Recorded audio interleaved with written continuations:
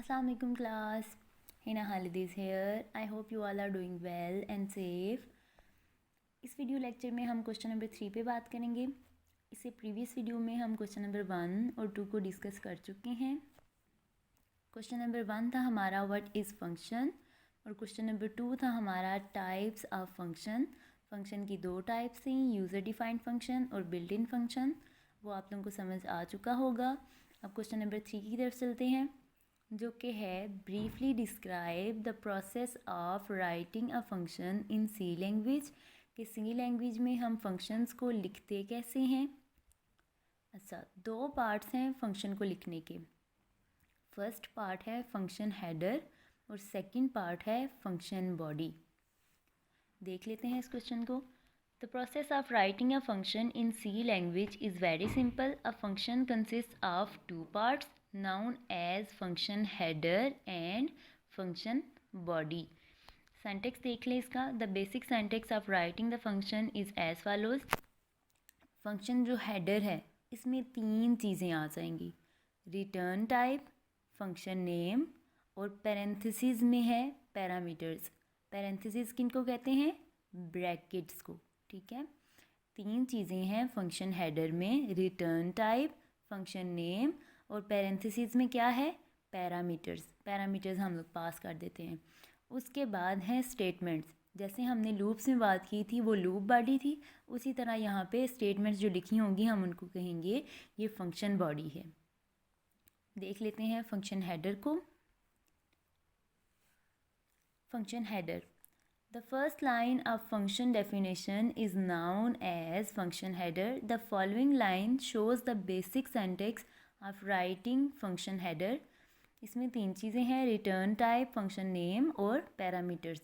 Return type का क्या मतलब होता है? रिटर्न टाइप का मतलब होता है कि फंक्शन क्या रिटर्न करेगा। रिटर्न टाइप आपकी अगर होगी वॉइड तो इसका मतलब है फंक्शन कुछ भी रिटर्न नहीं करेगा। अगर रिटर्न टाइप होगी इंट मतलब इंटीजर, तो इसका मतलब है कि फंक्शन क्या रिटर्न करेगा? इंटीजर वैल्यूज़ को रिटर्न करेगा। ये बात हो गई रिटर्न टाइप की। उसके बाद है फंक्शन नेम। फंक्शन नेम कोई भी यूनिक नेम हो सकता है जो हम लोग खुद डिफ़ाइन कर लेंगे, कोई भी नेम दे देंगे हम फंक्शन को। उसके बाद ब्रैकेट्स में क्या चीज़ लिखी हुई है? पैरामीटर्स। पैरामीटर्स हम लोग पास करते हैं अगर पैरामीटर्स हों इंटीजर्स। ठीक है, अगर इंटीजर्स हों तो हम लिखेंगे कोई भी नंबर हम लोग फिर पास करेंगे। ठीक है, हम बाउंड होंगे कि पैरामीटर्स, क्योंकि इन्होंने डिक्लेयर किया हुआ है कि पैरामीटर्स इंट होंगे।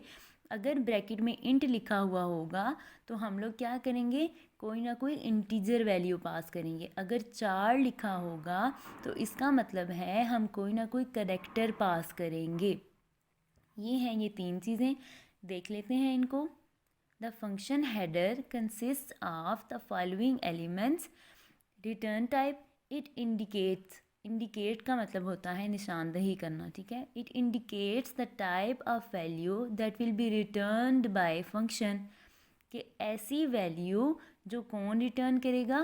फंक्शन रिटर्न करेगा। रिटर्न टाइप जो है वो क्या शो करती है कि किस तरह की जो वैल्यू है वो फंक्शन रिटर्न करेगा। रिटर्न टाइप बताती है कि किस तरह की वैल्यू जो है वो फंक्शन रिटर्न करेगा।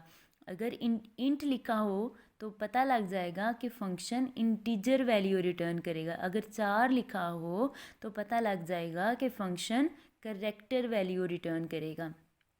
उसके बाद है function name. It indicates the name of the function, कि जो ये वाला जो पार्ट है फंक्शन नेम, ये क्या करता है?